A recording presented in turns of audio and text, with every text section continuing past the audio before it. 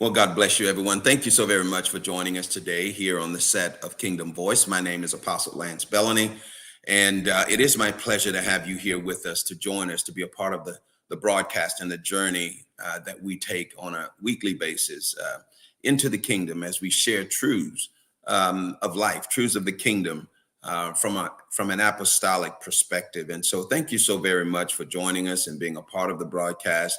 It is certainly a pleasure to have you here with us, because the broadcast wouldn't be what it is without you, for you to share your thoughts and your input, your questions, as we engage together one with another. Allow me to ask you to do something with us. You can see on your screen the various ways to contact and to connect and engage with us. You can do it via email. My email address is lcbellany@yahoo.com. That is my personal email address. And I respond to that, any inquiries or any contacts from that address, typically within a couple of hours. But certainly within 24 hours, you'll get a response from me. So please feel free to engage with us there. You can do so also at our website at rotruth.org, and via mail. If those of you would like to send us mail, you can do so at Kingdom Voice Broadcast at 214 Remington Road, Huntsville, Texas, 77340. And finally, if you have our desire to take a podcast and listen on your commutes and what have you, in your various mobile engagements, you can do so on the Spotify platform at Kingdom Talk.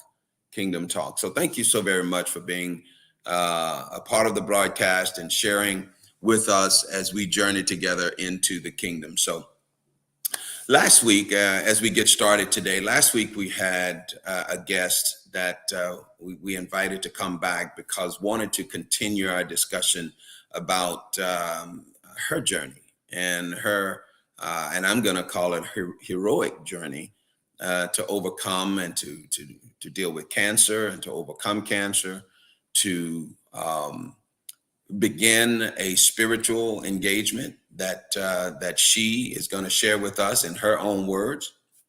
And it is truly intriguing, the story that she shared with me, and I would certainly like to have her continue to share it with you as well. And our guest last week, Mrs. Taylor Silva, and we're going to welcome her to the broadcast. Taylor, thank you so very much. Thank you for being a part of the broadcast and so graciously giving us a little bit more of your time to share your story of courage, spirituality, growth, and the like. So thank you so very much. As we get started, last week we were talking about your battles with cancer and some of the challenges that you've overcome and had to deal with and ultimately overcome. Let's kind of pick up right there very briefly. Just kind of recap just a little bit about you finding out you had cancer, going through the emotional ups and downs of it, and then where you are today. And then we'll take it from there and start talking about other aspects of your journey. Sure. So, and just before we jumped on, we had referenced the Princess Kate, is coming on. And Yes. I watched her video yesterday of saying, hey, this is what we're going through and we need space. And it felt sort of eerily familiar. Right. Yes, I can only imagine. It's just fascinating, right? Whenever you hear words hit you, and whenever they hit somewhere really too close to home. So I connected a little with her yesterday, I guess, in that regard. But whoever wrote that, if she did or whoever did that, did a nice job of saying, we need space. We've got to figure it out. I've got to figure out what I need for mind, body, and soul. Mm-hmm. I liked how I guess I tuned in to whenever she said that, figuring out how to communicate to our family that everything is going to be okay. I need time and space. Mm-hmm. And I remember whenever getting that diagnosis, I call it the room starts spinning. Everything spins. Everything sort of fades away, right? It's you and your spouse. It's you and your Mm-hmm. kids. Um, even I think it was whenever I was wrapping up chemo, I went and opened my computer and I think I'd closed it and everything. I still had, things open from 6 months prior. And so I realized how that really represented so much of my normal life just sort of Mm-hmm. stopped, fell away. And then you're like, what are we focusing on to survive and to live? And you and I touched on that also briefly about trying to articulate this transition from who I was before to where I found that strength. Mm-hmm. And I wish I could say there was this sort of graceful on ramp, but it was more of you. Someone else says, "Hey, death is right there," and then you figure out how to. And I did talk about a practice of looking hard things in the face. You look at that and say, okay, and now I have I'm much more serious about a practice now, So right? let me ask this question. And I know you said it last week, but just refresh our memory. When you were first made aware of the cancer that had invaded your space, what was the diagnosis in terms of stage of progress of the cancer? Sure. So, stage 4, right, which was It was very serious. cancer in an organ not in which it had originated. So Okay. it was Okay. considered stage 4. And I remember the surgeon calling back and saying, um, I couldn't wait. It was just a couple days in and said, we'll figure out how to help you begin palliative care. And so I'm not a medical practitioner, and so I'm Googling lots of words. And that's Yes. whenever, I only remember seeing my husband right there, and we're going, everything's falling away, right? Like Absolutely. this isn't the plan, right? What is palliative care? How long does that mean? What does that mean? Um, and then sort of sitting with that word bouncing around my head for a couple of days, because a couple of days is a really long time in between talking to doctors whenever they have this information that you are really crafting a path around. And so the first few weeks was that sort of tethering together what doctors say Hmm. about test and imaging and all of that. And I would hear what they said, and they would say it as though, here's statistics and here's what we know and here's known and unknowns, with really more focus on the known, right? Hmm. Which was, this is statistics, and here's how you're a statistic. And I hated the way I felt after talking to the doctors, to be quite honest. There was a really big disconnect. And I learned, for me to even navigate that experience, even if it was palliative care, I did not want to feel that way. And so Right. my first work was, how do I not give my power away? Because I just did not want to be. And I remember actually telling my husband, I said, in some of our marriage, you haven't liked that I thought I was like an exception to the rule, because I think I established he's a bit, and he's like, hey, why do you always have to be special? And I said, but in this case, it's going to serve me really Yeah, well, right? absolutely. Because they're saying those numbers, and they're not mine. They're just not mine. Absolutely. Um, and so I found that really fun and funny. And I think anytime you can laugh during a hard thing, that's good, right? Um, So you obviously you get this dire diagnosis. Um, you immediately begin to develop um, your mental, the way you're going to approach this, right? And one of mhm, the things you said, this is just not me. I'm not accepting these type this. Um, so you are now being challenged to go somewhere spiritually, emotionally, psychologically, physically, that you perhaps weren't ready to go just yet, but now mhm, it's staring you in the face, and mhm. now you have to either go there or you have to deal with that. So kind of take us through that part of it. So the awareness of this dire, diagnosis, and where did you go, after that? I know some of the natural things you talked about, but emotionally, spiritually, where did you go after that? Sure. So the spiritual part, I expanded, my curiosity. Mm-hmm.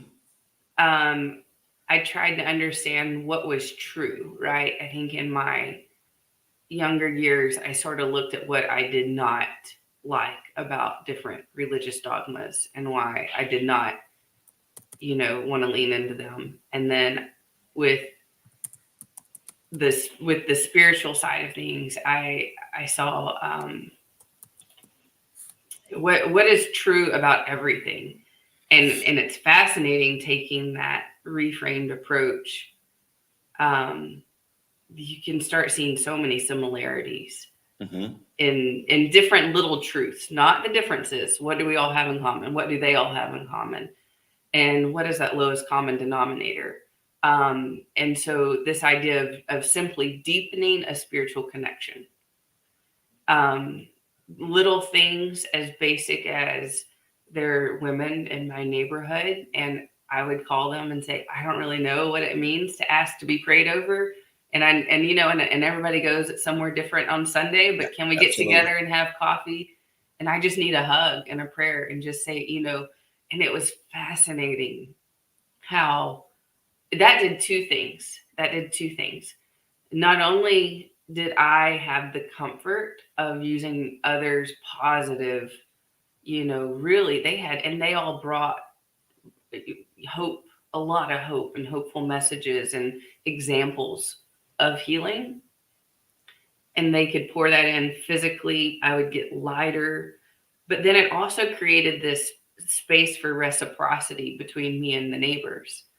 So then I had neighbors turning to me and saying, thank you. Thank you for allowing me to pray. Thank you for calling me. And I thought, are you kidding? I felt like I was saying, I'm sorry. I'm sorry for taking your time. Would you mind? And once I realized that they were in deepening their spiritual connection by having a place to have this exchange, then instead of just dropping food off at the door, no, come and sit and let's talk. Yes. And so seeing everything as this possibility for reciprocity. So that was the beginning, sort of very physical structuring of it, was how do I begin setting places during my day for spiritual connection, not just this exchange in the material world.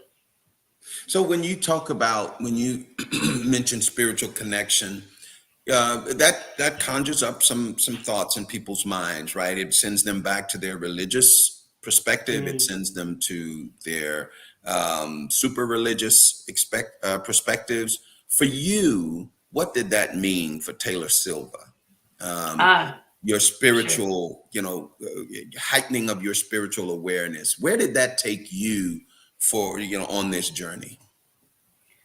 The one word that's coming up as you're asking is possibility. Okay. Possibility. So what is truly possible? And if you're drawing from a deep well of possibility that's beyond what you and I have ever learned in school, what you and I are ever going to simplify with words, it's something beyond, right? So where am I reaching for possibility? And that to me anchored I think that spirituality. And so that opens up a lot more doors, right? Absolutely. Where do you access possibility? Yeah. Absolutely. So for you, it wasn't necessarily going back to a traditional spiritual perspective, and let me just throw some names up there and you can kind of swat them away if you choose to. It wasn't going back to your traditional understanding of God and the gained from church and those types of things. It began to expand into other things that were also possible, that were leading you and taking you in different paths and different directions. Can you share with us just a little bit about some of the directions that took you in some detail, if you Sure, don't mind? sure.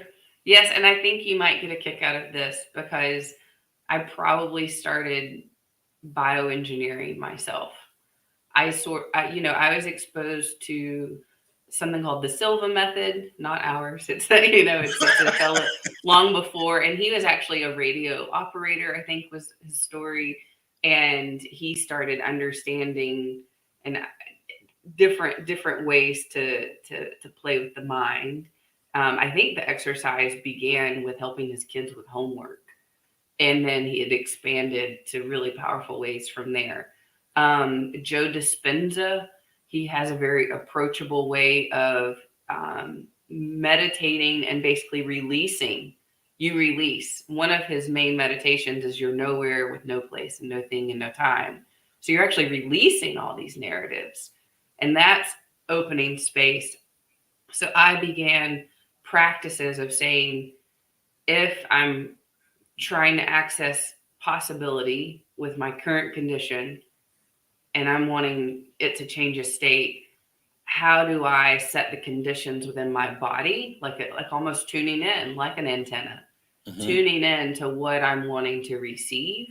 So that was the beginning of my practice, and that's where, the physical stuff like the food and the hydration, the mind stuff of the intention, and then the practices of prayer and meditation, and borrowing some of these other sort of frameworks and methodologies to experiment with and say, okay, for a week, I'm going to try this meditation and see if anything different happens, or to see if I see any shifts, right? I think shift is really a word that was important in my feedback loop. I don't know, I know people have talked about creating honey in their hand. I've never experienced anything that dramatic. It was Okay. small shifts, right? Right. That said, oh, this is either pulling me in a way or things are getting better. But that was the beginning of the practice. So, and let me just take a minute here. For those of you that are listening, feel free, please, to share questions, comments, thoughts about what we're talking about today, and we'll spend some time addressing those as your questions or your comments as they come in. And again, it doesn't have to be a question; it could be a comment of your choosing as well. So Taylor, one of the things that this program really promotes and in a great way is the holistic approach to life.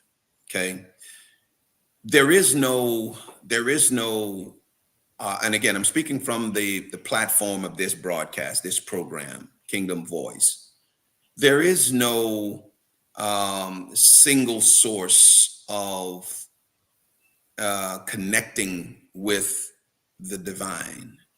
It comes from every aspect of our being: physical, emotional, mental, yes, spiritual, and all of those are avenues at some point in time of connecting with this divine, universal truth that we're all subjected to. Okay. So when you were talking about the physical aspect of that, the food, let's say eating the right foods, I see that as also a connection to the divine. Meditation, a connection to the divine. When our connection to that truth.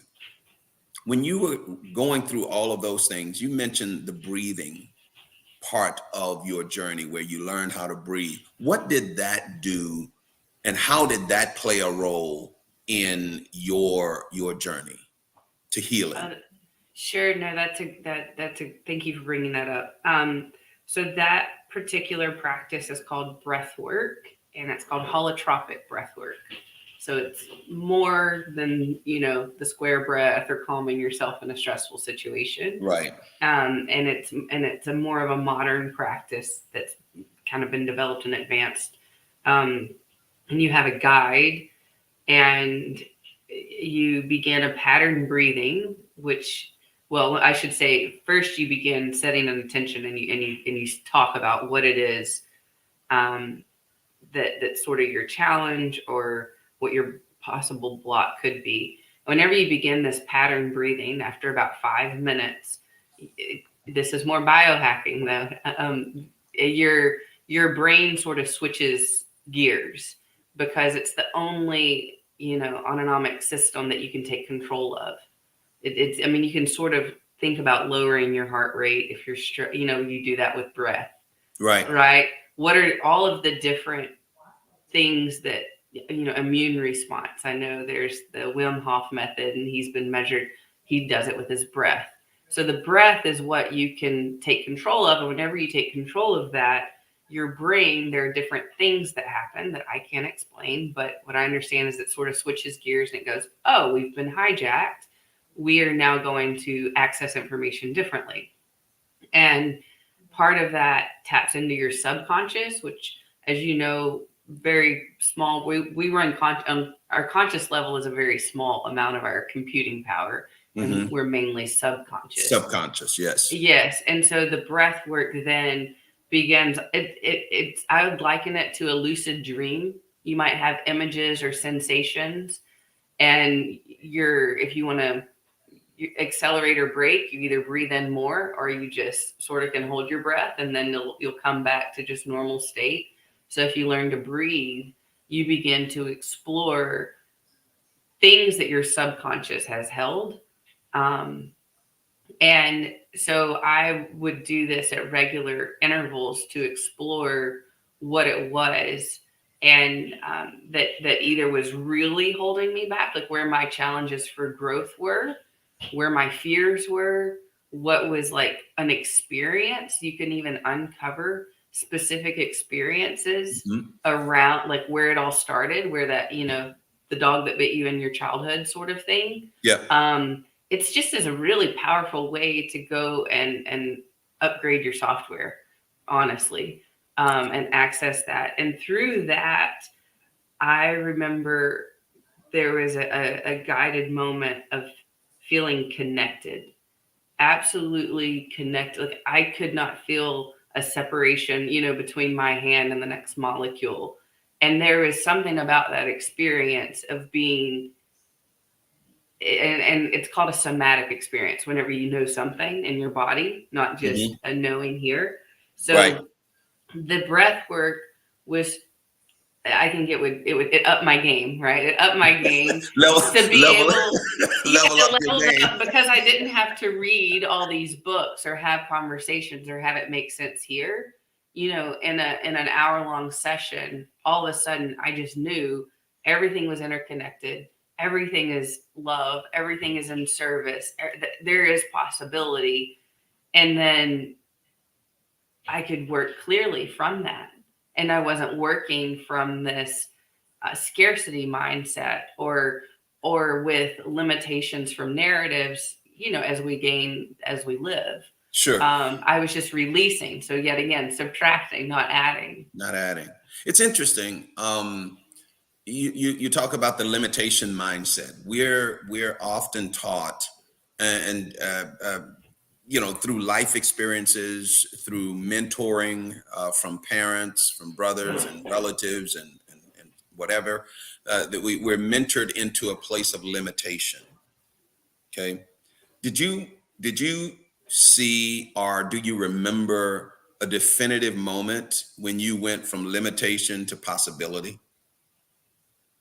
Is there, maybe not. I'm just asking the question to explore, or was it a gradual progression into possibility from limitation? I think this is where maybe I'm a slow learner. I think I had 3 different examples of, and I mentioned sort of this call and response that I started seeing. And I think it probably took about 3 of them for me to kind of say, this is happening. It's happening. Like, this is it. This is it. I'm asking and I'm praying, and then I'm tuning in and I'm allowing. Allowing is a very powerful word. Allowing is also this me not controlling a narrative or saying, I can state what my vision of wholeness looks like and then allowing it to happen. And so I think it was, took 2 or 3 of those. I just got my answer from this random person or this random thing, whatever it was, that was my answer. So that's whenever it switched to going, oh, this is fun. Okay, I can do this. Let me just practice this. And everything falls under creating boundaries. And I began, let me say it this way, I began then being more clear about boundaries I needed to hold a practice, right? I have 2 Okay. little kids in the house, just the chaos that happens. And so for you to be really clear about saying, I'm doing 2 hours of this in the morning and 2 hours of this in the evening is sort of a big ask. Yes. And saying, and I'm doing it alone, right? It's not like I can hold someone along the way. It's not like I'm going to stop and cook dinner, right? So really having just those boundaries to practice that. I think that's whenever it shifted because I was able to, we can talk about boundaries all day long, but that was big for me to show up and say, I don't know what this is, but I'm protecting it. Okay. And again, someone asked a question, and we'll get to it here in just a little bit. But one of the things that when you were going through, or as you were progressing through this process and getting to a place of, well, now we can look back and see you were progressing toward wholeness Mm-hmm. and restoration of your health. Okay, we can look back now. You didn't know that going in. You didn't know that. You were actively engaging in what you wanted to be your restoration, but you didn't know it until it happened. How did you maintain? How did you maintain? The diligence, the deliberateness, the focus to continue. And what did you use to draw strength to do so before you were made aware that restoration had arrived? Mm. Um, you're right. So, yeah, not knowing if you're working towards a miracle or not. Part one of that is and I think I mentioned that I just wanted to enjoy the experience more. So even if it wasn't, it didn't turn out, we're sort of experimenting here, even if it didn't arrive at this place of radical healing, I at least wanted to not live the last bit of my days in fear and suffering and stress for my family. So I think at a minimum, that Nice. reframe of having an abundant mentality was like, let this at least be beautiful in some way, right? So at a minimum, that was a desire. And then there was somewhere part of the way through, and I told my husband, I said, I actually think it's going to be okay because I had a vision of myself and I have this long gray hair and a joke in my family, we love denim. So it's like I was wearing a denim shirt and denim pants. Like it was I had the Canadian tux thing going on. And I mean so much to wear. My dad, he loves a good chambray shirt. And so it was sort of this nod to him of I'm going to get to be an old person wearing denim too, which is really endearing, And I said, by the way, I'm also at this long table serving, and even now that vision sort of makes me really emotional because it having that vision of wholeness was like I'm working towards that, right? That is Yes. my dream. That is my dream, is get to continue to serve my family for many years. You know, and you the low points. I know we don't like to talk about the low points, but for the sake of this, let's just kind of touch into that. What were some of the low points, Taylor, that you experienced and overcame as a part of your path to a miracle? Because I know last week you mentioned on occasion of having to, deal with that. Kind of explore that for just a few minutes as best you can. I don't want to conjure up any negativity here, but talk about some of the low points or a low point that you experienced. Sure. And I'm going to preface that with my process of how I identify low points and Okay. then my response, which came from a lady named Byron Katie. She has a very powerful story. She's a public figure. She has lots of workshop stuff, but understanding if something is hitting and feels like a low point to you, it's because it's striking at some frequency, some vulnerable frequency inside of you, right? So something external happens, and then you take that. And her example was picking up after your kids, right? There's a sock on the floor. Do your kids really need to pick up that sock? Or is it you who's really bothered by the sock?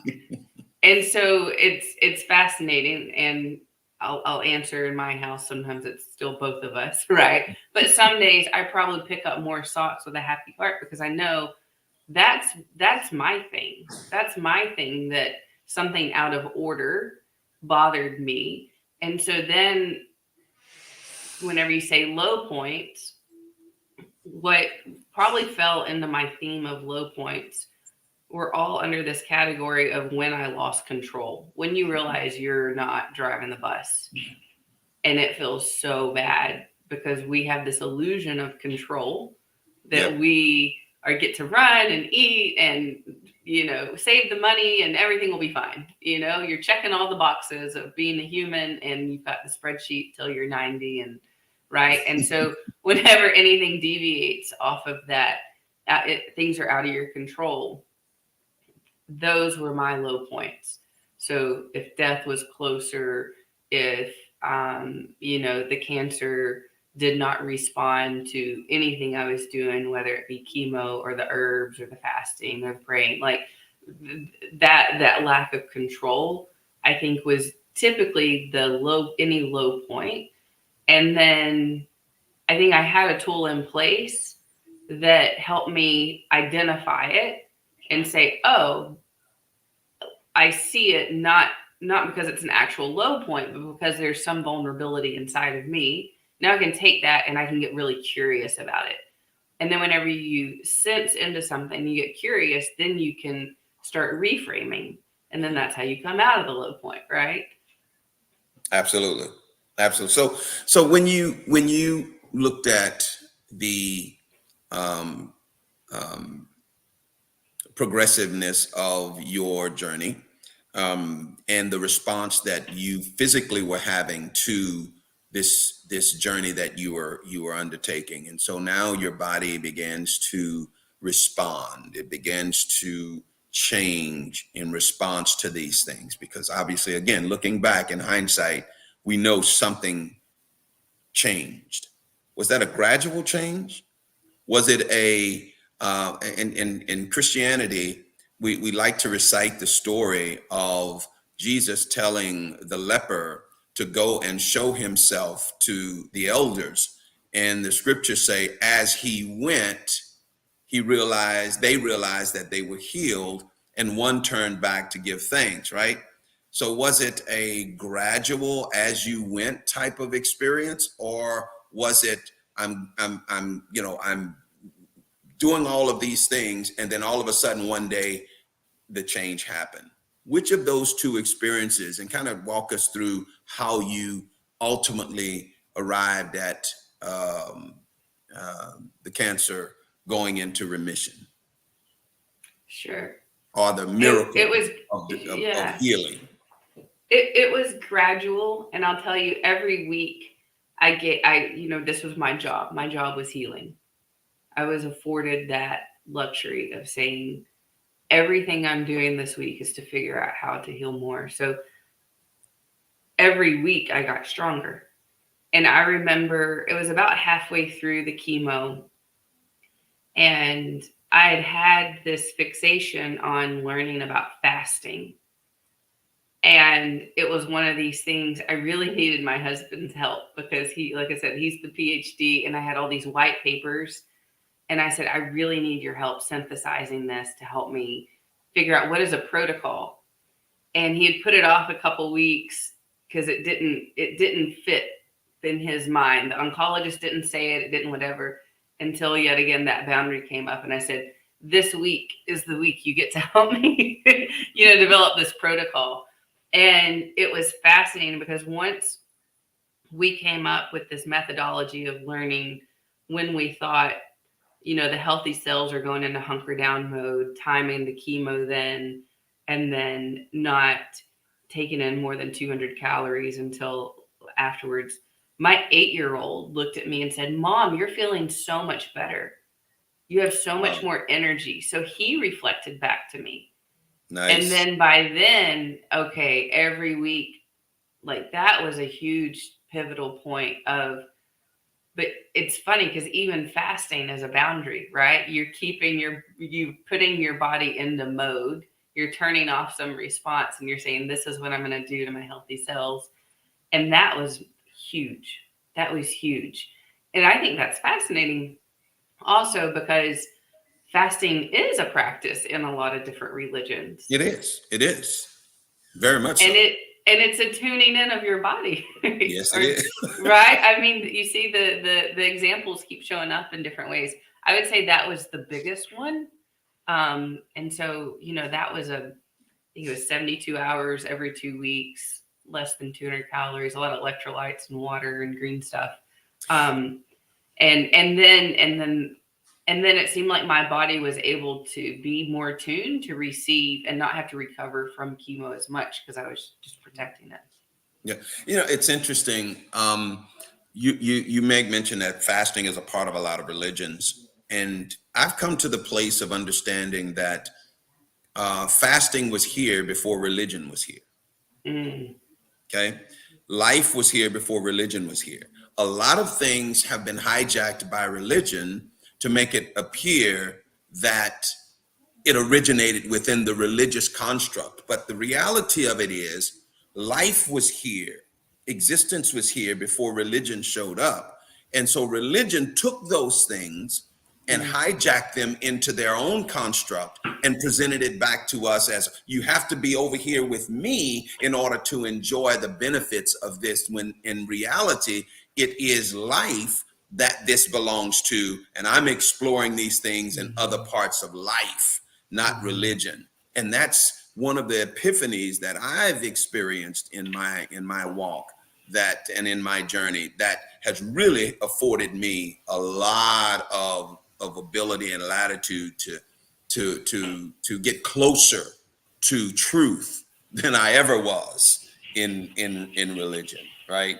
It's you and I both have a technical and science background, right? It's like first grade math trying to hijack math and say, you're only going to experience math from this perspective.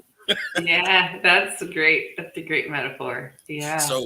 So it's to not throw it out just because religion has touched it. I think that was the part that I'd mentioned earlier. Exactly. I sort of realized, hold on a second, there are truths in there. There are. Right. But let's deconstruct a little bit. Let's get back down to what are those truths.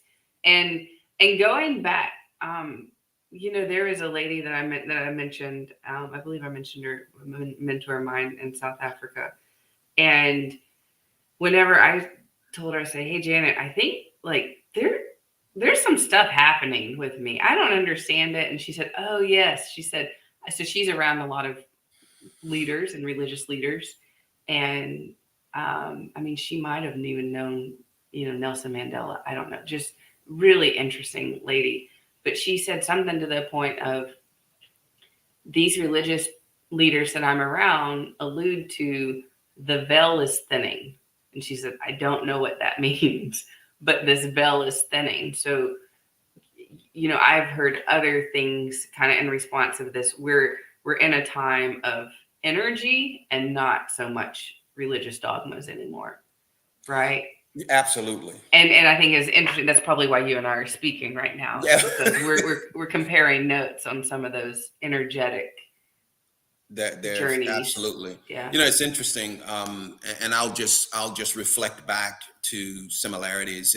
She used the term veil is thinning, and within Christianity, the veil is torn, is rent, is ripped in two, and that veil stood between the veil stood between the person and God, right? And so now that partition is being removed and has been removed. We're just realizing that and starting to press into a true intimacy with God versus a vicarious engagement with God through the veil of religion. But anyway, that's just a point of similarity of our conversation. Listen, someone asked the question, and I'm going to cast it up on the screen. Can you demonstrate your breath work if that is possible? And if not a demonstration, maybe an explanation of the mechanics associated. And that's what I think Noah is talking about, the mechanics associated with the breath work that you were talking about earlier. Sure. So there are several different patterns of breathing that I've experienced. And I should, put the fine print of I'm much more of I show up and wholeheartedly try something that I've been kind of matched with. Mm-hmm. And I'm not necessarily the personality type that becomes the expert in everything, right? Some people really become the expert. And my gift is actually more finding experts that I need when I need them. And so two experts that I've been guided by. So one of them is like a figure eight breath, right? As soon as you can do like your belly and then your chest and then and then you breathe out of your belly and your chest. And so it's and then out. And then as soon as one ends, the next begins. And it takes about 5 minutes of that, usually laying down. I think in kind of a dim, quiet room. There's also typically really beautiful music that is paired with sort of the arc of the experience that really elevates that as well. And I remember in one of the first breathwork sessions, I had heard almost there were no words. It was a lady who she goes to the energetic centers of the world. The artist is called Deya Dova, Deya Dova. And she had this chanting sound. And I was fascinated because while I was in that state and while she was chanting, I knew what she was saying. It was like, oh, this makes so much sense. Like this, it felt more powerful than any lyrics, just this frequency that she was using. And so anyway, the power of as you're breathing in this pattern breathing, and then as the guide knows and understands sort of that arc and matches the music, it, unfolds something beautiful. So if anyone is interested in some of these practitioners and they want to reach out to you, I'm happy to share, Absolutely. names and resources and guides and some phenomenal people. And this one particular gentleman that I practice with, his name is Sandy Wiggins, and he's had a phenomenal career trying to do a lot in the green building, U.S. green building, and helping with sustainability, and he, and I'm quoting him, I'm paraphrasing him, not quoting him. He found that breath work was the most meaningful work that he could do, and that's why he's dedicated to this now. So I hope that answered the question. One of the viewers commented, and I can see them as they come in. I don't know if you can see them, but said, yes, definitely interested. So Noah, feel free. I will reach out to you and share Taylor's information with you so that you can reach out to her and get some more information on breathing. So absolutely. Um, when we look at Taylor, and by the way, those of you that have any other comments, please feel free. We're gonna dive into those as they come in. When you look at the the aspect of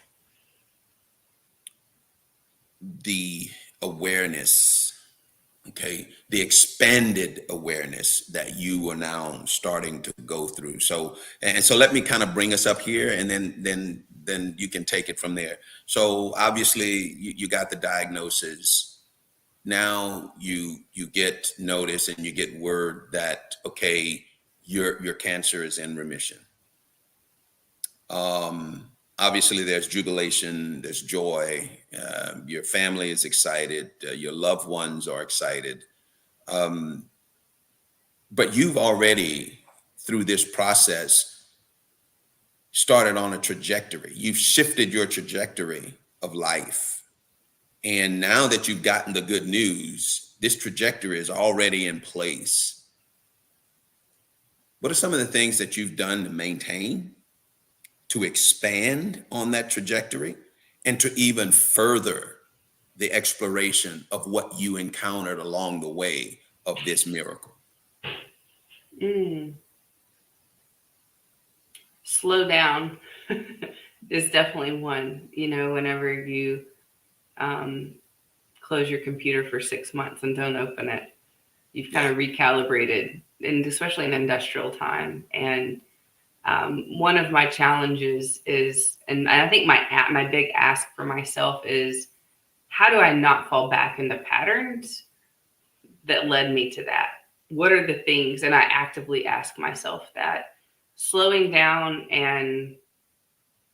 or playing with time and playing with what is actually urgent. And if I really feel impulsive, that actually is probably ego, and that's fleeting. And so letting things sit for a while.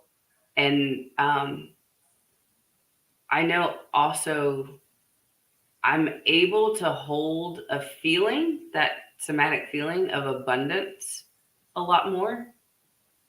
So I truly feel, and it's not just a mantra, although on hard days, I do absolutely have, a mantra and an affirmation, that whatever I need to tell myself that day, to remember the abundance, that abundance is accessible, that the lesson is actually to tune into your unchanging nature. We talked about oscillations, and I think I used the word polarity. The correct word might have been duality, the duality of life. And I love this metaphor. If things in life are waves and troughs, and you and I spoke, I think, in our debrief, where my theory is that's probably sin. I've never had a strong hook on sin and sinning, but that's probably the troughs in life. But if you have a wave or a trough, Yes. and then you have a whole ocean of waves and troughs, but the ocean level doesn't change, right? And Yes. for me, feeling that, low point or high point is a reflection of an experience, but it's not my true nature. And so the shift goes back to that song, and I can't remember if I mentioned this last week or not, but this light of mine, how do I let it shine? And so that goes into yes, that true nature, right? I truly experience some sort of unchanging piece of me that, and I might have overused the word love without a lot of explanation, but this love, this connectedness, possibility, allowing, that's my practice, and being comfortable with the word practice, not arriving. So whatever it is that I'm in, I develop a practice. These practices help us, or have helped me, maintain the attitude, maintain the actions needed, so I'm not defined by the up and down as much. And I also see now in that practice, and this is the fun part, which I think is starting to be more and more important to me, is the world, this physical space is a little bit more of a practice lab for us, right? It's a little bit more of not taking it so serious. Mm-hmm. Not right. And so if I'm not in tune, or things don't feel coherent, or if I'm trying to fit back into this industrialized demand of how I spend my life, I'm probably, I mean, there are going to be elements of that I still invite in, but am I doing it consciously or not consciously? And is it enhancing my practice? Is it enhancing the work that my spirit needs right now? What are those things? And that's, I believe those are different answers for every single person. Okay. But that's how I'm trying to move it after seeing it. Again, this experience has afforded you a lot of growth, both emotionally, spiritually, psychological growth. Um, One of the things that I've often read is that people began to use that growth to shape, to control, and that's a strong word, control, but to alter their circumstances, their current environment, and they project a lot of positivity into their current circumstances and see those circumstances change for the better in their lives. Did you go through any of that where your abundance of positivity began to affect and really influence your immediate circumstances? And I'm talking post. This is all post the miracle now. Did you see any of that, or are you experiencing any of that? Talk a little bit about that. Sure. So there's one example that's bubbling up that has been the most fun and like right here in my face, undeniable one. And this is this, and I'm not a trained professional, coach or leadership coach, but I fell into this group. Different story. And I was invited to go to an accreditation program in Portugal this past December. Yep. And so I got an invitation, late July, early August. And I tell my husband, hey, I've been invited to go. I really think I need to say yes. And he looks and says, you haven't worked in almost a year. How are you going to even pay to, get accredited? And he's being very practical. Like, where is that? Show me where that is in our budget, right? And I said, okay, I know what to do. I've learned this. And so I spent a couple days, and I said, this is me putting it to the test. So I literally went around our property and I walked and prayed. And my prayer was, make it so clear, because I don't know what I'm doing. Make it so clear. We did this, the miracle. Am I supposed to go? Why do I really feel like I'm supposed to go? I need it to be obvious, because this is now tricky. We're getting into like budget talks, right? And then the following week, I had 2 checks show up in the mail for unexpected checks. Unexpected. $10 more than the fee to go. So I look at my husband and I say, well, we've got $10 extra. Can I buy a burger in the airport? Right? And he's sort of looking at me like, oh no, this is happening again, isn't it? Like, you're about to go. And then a week later, after that, my brother calls and says, the strangest thing happened, right? So this is now like in August, I think, of 2023. And he says, I got a call from the airlines for all these, he used to travel for work a lot, pre-COVID, so 2019 flights that I never used, and they're wanting me to use them by December of this year. If I put them together, they're just enough for you to go to Portugal and back. May I give them to you for your birthday? Nice. I'm like, and so I'm just laughing at this point. I said, well, I guess I have to pack my bag, right? And so I show up to this thing and they're like, why are you here? I'm like, I don't really know. Because I prayed and asked, and now I'm here. So I have a puzzle piece. And I would love to talk to each and every one of you to explore, and maybe y'all can help me understand why I'm here. And it's been so rich ever since. I've had clarities. I've had all this effort that I've had in my professional life of trying to blend purpose and movement has been way less fun than walking and praying and saying, how make it clear to me, right? My intention is for love to be part of my story. Yes. How do I do that? I know I'm capable. Whatever I'm given, I know I'm capable. I can rise to the challenge and I can do it. But I also know I have a practice around kind of the waves and the troughs now. We've got about 5 minutes remaining. The the needs, the desires, the praying. When you when you find yourself praying, is it to someone? Is it to an understanding? Is it to the universe? What has been your focus of prayer, if there is a focus in your prayer life? What has that been? Oh, okay. The first thing that's coming up to me is a visual I've probably borrowed from the near-death experience videos. Whenever all of these people talk about this bright light, this warm, loving light, this knowing, it felt familiar. Whenever I talked about the breath work and feeling ultimate, so interconnected and no separation from anything, that to me is God.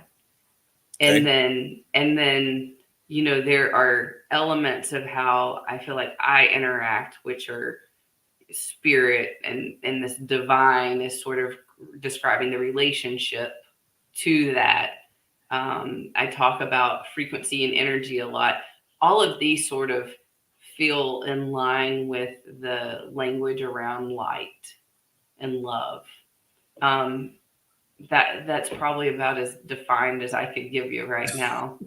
That's And that's it's interesting. fascinating. I will say, because it's that feeling, I think because now I have that somatic feeling, that knowing, I've lessened my dependency on like a defined image or language, Yes. because I can more like tap into that feeling without kind of the 3-step process. And I'll take the last few minutes here. One of the things of this broadcast, and myself, the host in particular, have determined in my own walk that there is such an intimate component of this experience we call life and the connection that we have with truth, the divine, the almighty. There is such an intimate component that has escaped us over the last 2 millennia, okay, for about 2,000 years. It has escaped us because we've abdicated the intimacy for the collective religious experience, and I'm beating up that word religious a lot today, but from a collective experience, right? We've lost that intimate experience for that collective experience, and I am so moved in this season that we're in this timing that we're in, and on this part of the timeline that we're on, that the intimacy and the intimate engagement is so critical. It's so imperative. It's to the point, it's to the point of being a necessity in order to be able to really move forward and not be consumed and really just overtaken if you don't engage with that intimate place. And what I mean by that, I mean things are not real. Things are not, I don't want to say it that way, but the experience is not real until it becomes intimate. You experiencing it, you embracing it, you making it yours is the key component in it really becoming reality in your life. That's, and I know I'm searching here for the way to explain it, but the intimate experience is so important, I believe, because what that intimate experience does, it makes it mine, and it makes it irrespective as to whether or not someone else or something else embraces that. It's not important if you embrace it. What only is important is whether or not I've embraced it, and that's what gives it reality in my life. Having said that, that is such a part of where we are in this season. And this is why I've begun to refer to the divine as mother and father. That makes it intimate to me. May not necessarily be what Taylor has to refer to it and see it as, but that's what makes it intimate for me, mother and father, the yin and the yang that you and I were talking about some time ago, right? That's my engagement with the divine. And I think that is very critical. Well, listen, we run over. Kind of give us just some parting comments, Taylor, as to what would you have the audience know about a journey like this? What would you have them know? Kind of give us a parting thoughts and comments along those lines. I think where you were just wrapping up, reflect in your own life to see when you have experienced and you have your own practice to draw from. What did you do? What went well, right? You don't have to wait for an illness, something major life threatening. Go ahead and begin that small practice. So whenever hard things do happen, right, you have that knowledge. But I think we all have experiences. I love that, by the way. Yeah, I think we all have our own experiences where we can draw on our strengths when we did things well, and then learn how do we want to source from that to continue our journey. So everyone has that within them. Absolutely. Outstanding. Taylor, thank you so very much for spending the last 2 Sundays with us and just sharing your story and sharing your challenges and your victories. And again, just I couldn't be more excited for you for the miracle that you've received, and continue to be the miracle that you are to those that you meet. It has truly been a good dialogue that we've been able to have. And I hope those of you that have been listening found it equally encouraging as well. So I want to thank all of you for checking in with you. By the way, one of the writers says, thank you, Miss Taylor, Miss Taylor Silva. Thank you very much. I came from Noah Butler, who really enjoyed the dialogue. I will get Noah's information, your information to him, and I'm sure he'll be reaching out to you over the next couple of days to or so. But again, thank you so very much. And all of you, thank you for joining and being a part of the broadcast and sharing your thoughts and your comments. I really do appreciate it. And I want to invite all of you to come back again and be a part of the broadcast next Sunday as we continue to share with you truths of the kingdom from an apostolic perspective. And until then, I want to ask you to be well, be blessed, and we'll see you again next Sunday morning. God bless you, everyone. Thank you.